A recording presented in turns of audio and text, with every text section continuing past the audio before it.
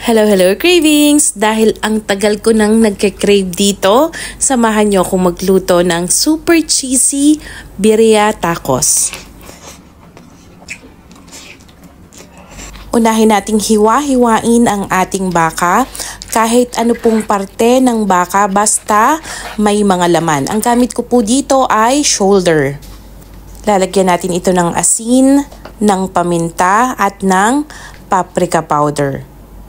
Mabilis na din po nating mabibili itong paprika powder. Meron pong mga maliliit na tinda sa mga tindahan or sa mga supermarket.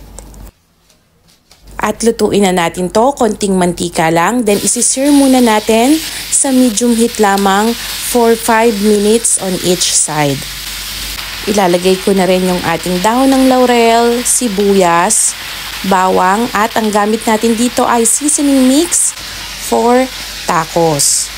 Mas mabilis kasi kung gagamit lang tayo dito ng taco mix powder dahil wala akong access sa ibang ingredients kaya nag-shortcut na lang tayo. Naglagay din pala ako dito ng paminta, ng tubig, ng tomato paste or kung may fresh tomato kayo, fresh po ang gamitin natin. Takpan lamang natin, nasa mahinang apoy tayo hanggang lumambot ang ating mga beef. Pwede po tayong gumamit dito ng pressure cooker, mga 30 minutes siguro yung pakukuluin sa pressure cooker. Kung slow cook naman, katulad ng ginawa ko, 1 oras at mahigit, tinanggal lang natin dito yung dahon ng laurel tapos nagdagdag pa ako dito ng 4 cups ng tubig. Then magdadagdag din ako dito ng 1 beef cube. Mix ulit natin, then takpan ulit hanggang sa kumulo. At wag na wag kakalimutan, tikman po natin yung ating niluluto para mai-adjust po natin. Depende sa ating mga panlasa. Ihiwalay ko lang itong mga laman na ito at palalamigin natin. Then ito po ay ating gugutay-gutayin or hihimay-himayin. Sa sobrang lambot, para na siyang corned beef. Na-achieve ko talaga yung gusto kong lambot ng karne.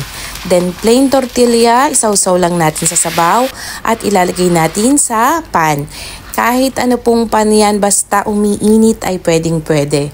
Naglagay tayo ng mozzarella cheese, yung ating karne, cilantro, sibuyas na puti, at antayin lang nating mag-melt yung ating mozzarella cheese at ready to serve na ang ating birria tacos. Kung hindi available ang cilantro, pwede na po nating i-skip ang cilantro leaves. Yang sabaw na yan ang ating pagsasawsawan ng ating mga tacos. At saka pwede nyo ring higup-higupin habang mainit.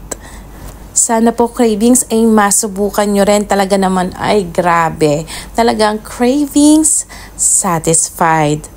At tara na cravings, samahan nyo ko sa ating Tiki Man Time.